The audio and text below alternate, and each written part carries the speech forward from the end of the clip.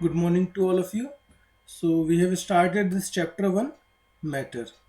So, in this, we have discussed few contents like we have discussed about the kinetic theory of the matter, and then we have discussed how the various states of matter form like solid, liquid, and gas on the basis of kinetic theory of the matter. Then, today, we will be starting with change of state and see the explanation of melting on the basis of kinetic theory,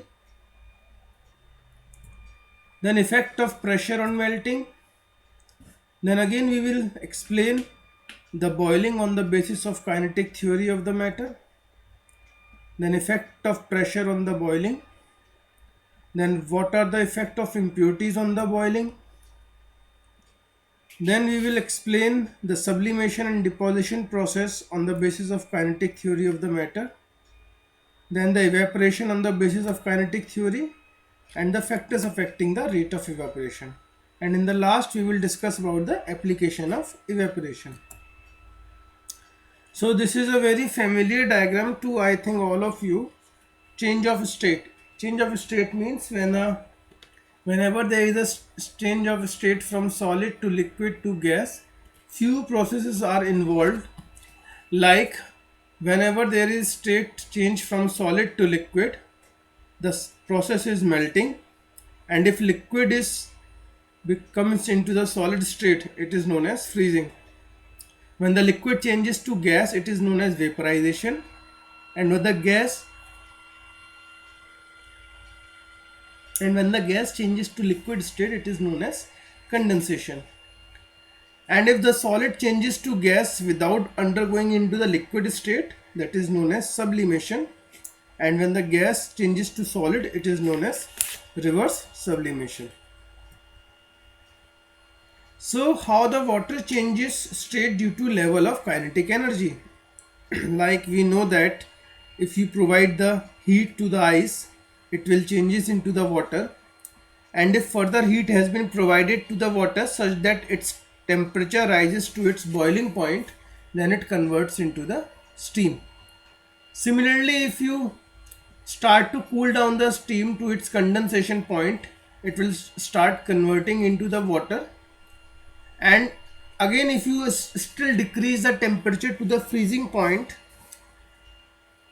it will convert it into the ice. So what actually is taking place, let's discuss.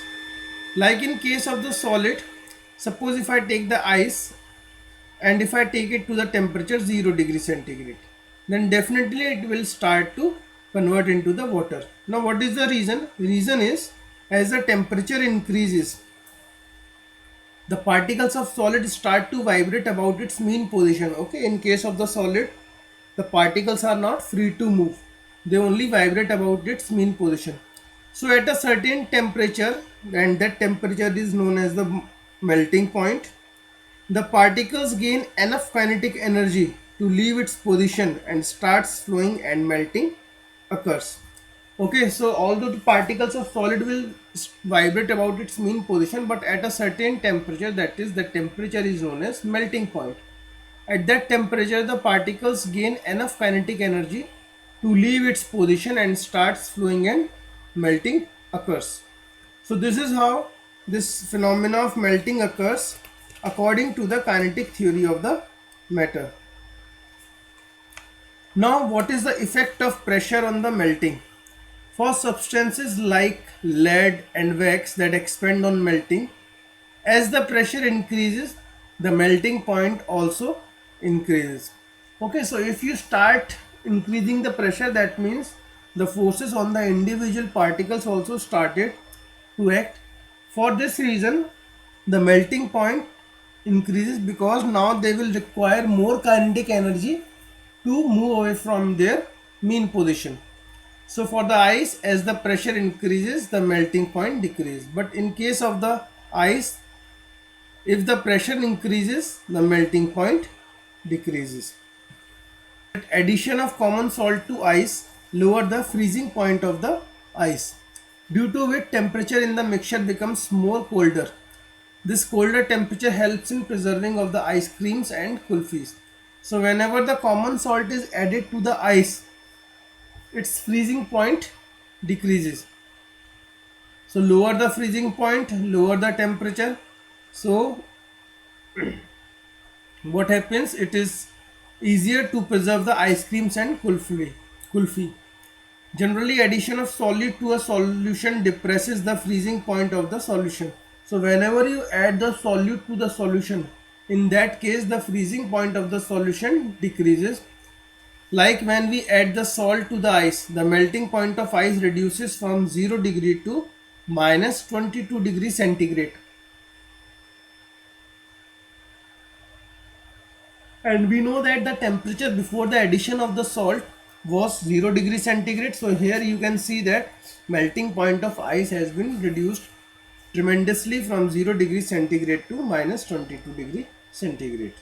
Okay, next is boiling. So boiling we know that boiling means when there is a change of state from liquid to gas. Like for example, if we take water, so pure water, if you supply the heat or if you increase the temperature till 100 degrees centigrade, then in that case that water will change into the gaseous state. Now what is the reason behind this? According to the kinetic theory of the gases, so when we supply the heat energy to the water, the particle starts moving even faster. As we know that in case of the liquids, the particles of the liquids are free to move inside their boundary, but on adding the heat or on increasing the temperature, they get more heat, and due to which their kinetic energy increases. So at a certain temperature, that is temperature is known as boiling point, a point is reached when the particles have enough energy to break free from the force of attraction of each other. So at this temperature the liquid starts changing into the gas. So the temperature at which liquid starts boiling at the atmospheric pressure is known as its boiling point. Like in case of the solids, we have seen when the particles attain enough energy, they break free from the surface and start moving. Similarly, in case of the liquids, when they get enough energy so that they can break free from their surface, they start converting into the gaseous particles. Now there are few effects on the boiling point. The first is effect of pressure on the boiling point. As the pressure increases, the boiling point of the liquid also increases. For example, cooking in pressure cooker. So cooking in pressure cooker is easier because in pressure cooker the boiling point of the water is increased to 120 degrees centigrade.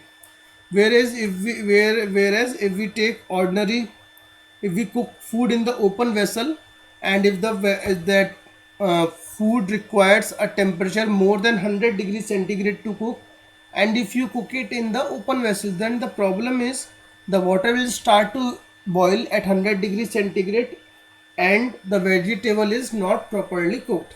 That is why cooking in pressure cooker is easier and faster, because the pressure that builds up inside the pressure cooker increases the boiling point of the water. So as the pressure increases in the first case, boiling point also increases. Similarly, as the pressure decreases, the boiling point of the liquid decreases. For example, here you can see that boiling of the water at the sea level can take place at 100 degrees centigrade. Now if the height has been increased to 6000 feet, so you can see the boiling point has been now 93 degrees centigrade, so it is start decreasing. At 10,000 feet, the boiling now occurs at 90 degrees centigrade, and at 20,000 feet, the boiling occurs at 79 degrees centigrade. So it is very much clear from this figure that as the height is increasing, the boiling point of the water is decreasing. So we can say that the pressure increases, the boiling point increases, and as the pressure decreases, the boiling point of the liquid also decreases. The third is effect of impurities on boiling.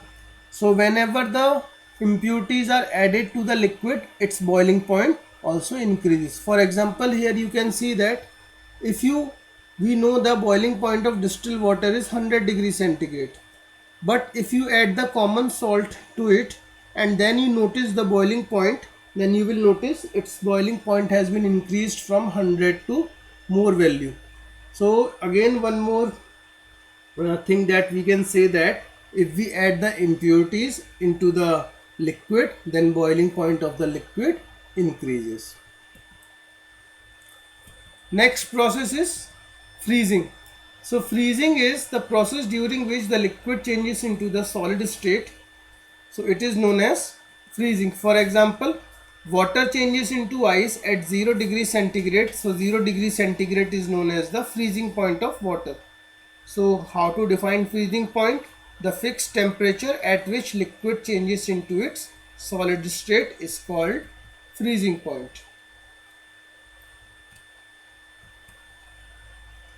Then condensation. So what is condensation? The process during which the gas changes into liquid state at fixed temperature is called condensation. For example, steam changes into the water at 100 degrees centigrade, and the fixed temperature at which that process occurs from gas to liquid transfer, it is known as the condensation point. Okay, next is sublimation. So what is sublimation? A change of state directly from solid to gas without changing into the liquid state is called sublimation. For example,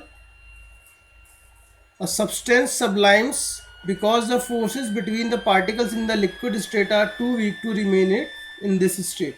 That is why a substance is changing from solid to gas without undergoing the liquid state. For example, here you can see that solid iodine. So when it is kept in the open air, so it will start converting into the vapors of iodine. Also, one more example is that is very much familiar to you, the camphor that you are using at home. So when you put it in the air, it is automatically vaporized without going to the liquid state. So reason is this, because the forces between the particles in the liquid state are too weak to remain in this state. So this process is known as sublimation. So the substance that sublimes have very weak intermolecular force of attraction, so at certain temperature they escape from the surface and evaporates. So this is the reason of sublimation on the basis of kinetic theory of the matter. Now next is deposition, a process in which a gas directly changes into solid state. So one extremely common example is snow that formed in clouds. So water vapor changes directly to ice without first becoming a liquid. Okay, so this is known as deposition. Now there is one concept that is known as the latent heat. As in all the processes we have seen the substance is changing into from one state to another, but the temperature of the system does not change after the melting point is reached till all the ice melts. So why this happens? This happens even though we continue to heat the beaker, that is continue to supply the heat. So even if you continue to supply the heat, the ice will melt and the temperature of the system does not increase. So where that heat is going, actually that heats get used up in changing the state by overcoming the forces of the attraction between the particles. So as this heat energy is absorbed by the ice without showing any rise in temperature, it is considered that it's get hidden and is known as the latent heat. So even if we are supplying the heat, the temperature of the liquid is not increasing till all the ice has been melted. So where that heat is going, that heat has been used for conversion of the state. So that hidden heat is known as the latent heat. Like here you can see when the solid is there, so when we supply the heat and at this point the melting has been started, until all the solid has been melted, the temperature remains the same. So during this period the heat supply is known as the latent heat of fusion.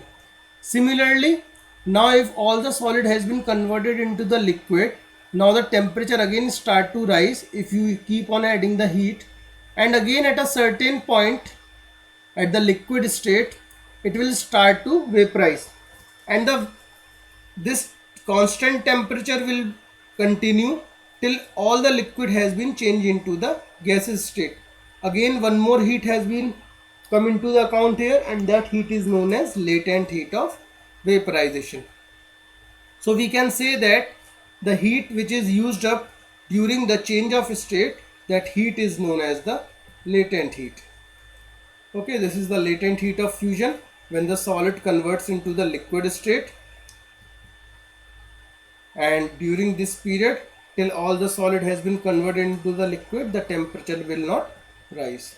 And this is the latent heat of vaporization when the liquid changes into the gaseous state. So temperature of the water remains at 100 degrees centigrade till all the water is converted into the steam. Okay, next is evaporation. So we already studied about the boiling. So we know that boiling is the change of state from liquid to vapors at a fixed temperature, whereas evaporation is a phenomenon of change of liquid into vapors at any temperature below its boiling point. Now how does this evaporation takes place on the basis of kinetic theory of evaporation? So we know that evaporation is a surface phenomena, that whatever the water is going to change into the vapor state is from the surface only. So what is the reason? Reason is molecules at the surface of liquid have higher energy than the average kinetic energy of the other molecules. So when these molecules absorb energy from the surrounding airs and objects. So due to the surrounding air and objects,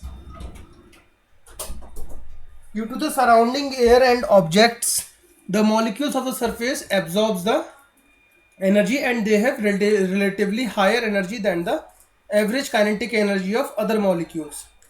So these molecules gain energy and move faster, and thus able to overcome forces of attraction between the molecules, and hence leaving behind less energetic ones.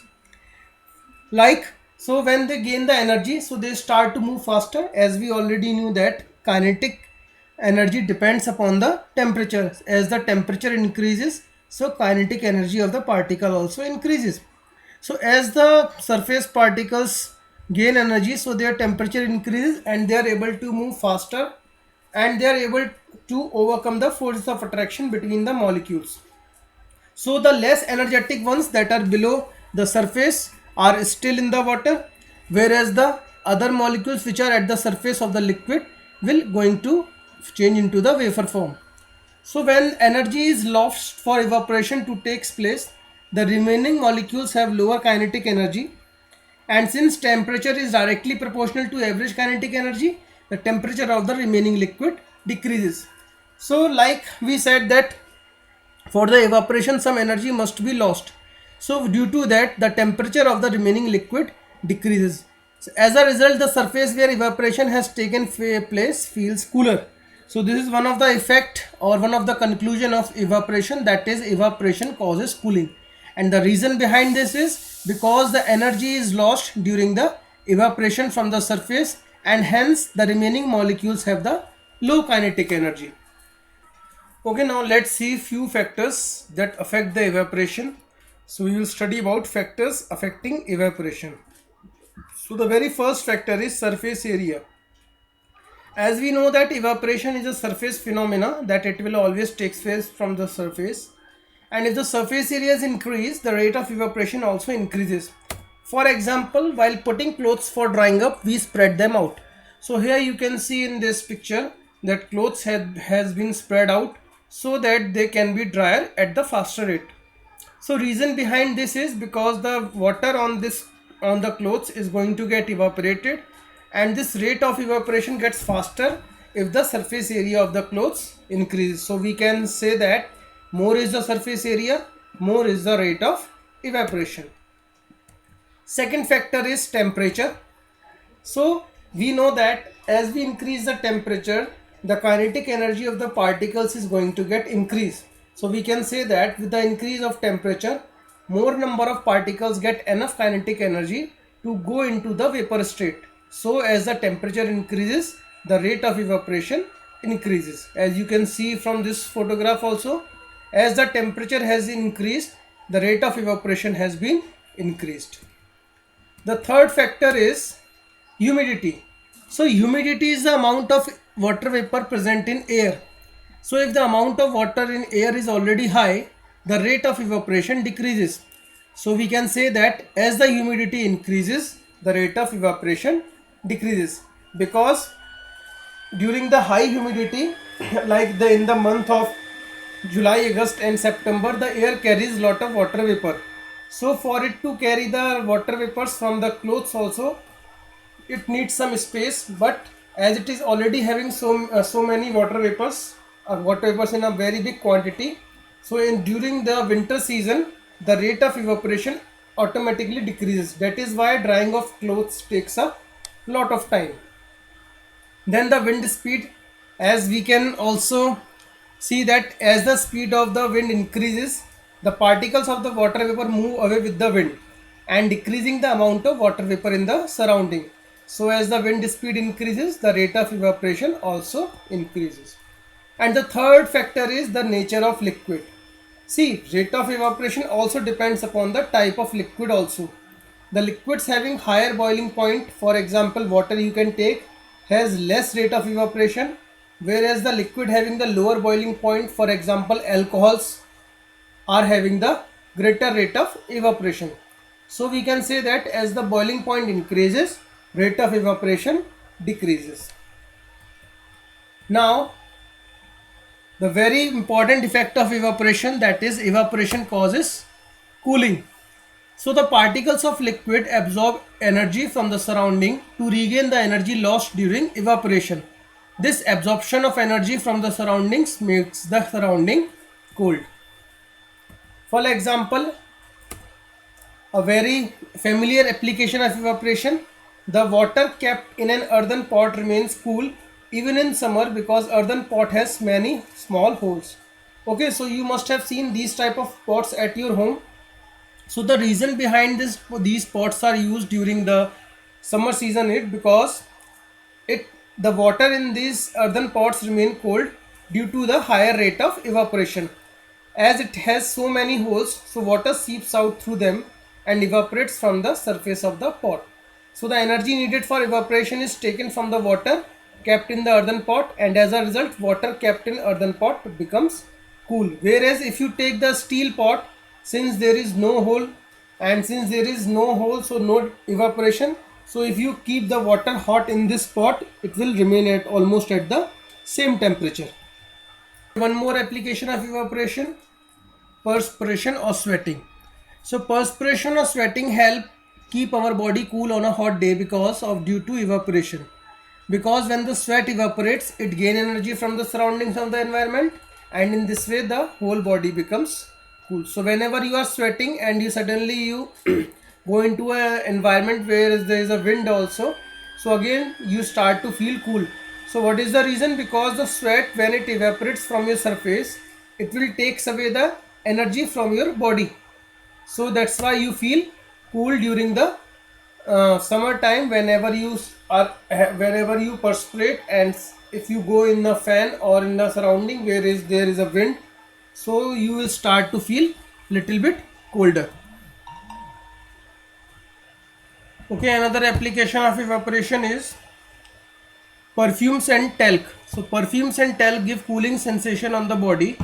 Generally perfume contains spirit and talc contains mint crystals. So when they are applied on the body, what they do, they take the energy from our body and they get evaporated, and as soon as they evaporated, they produce the cooling sensation in the body. So one more familiar example of, and so we can say that cooling of deodorant on the hand. So when the perfume is put on our palm, it feels cold because the particles of the matter gain energy from our surroundings or from our palm and evaporate at a fast rate, causing our palm to feel cold. So as you put the deodorant on your hand, the particles of the deodorant gain the energy from your hand and they evaporate it, so you feel cooler. Then putting the wet strips during the high fever lowers the body temperature. So whenever there is a higher temperature, the doctor advised to put wet strips on the forehead of the patient. So the reason is these wet strips absorb the heat from the body and lowers the temperature of the body. So these wet strips uh, these wet strips helps to lower the temperature of the body by using the cooling effect of evaporation. So these are all the applications of the evaporation, and this is the end of this chapter. Thank you.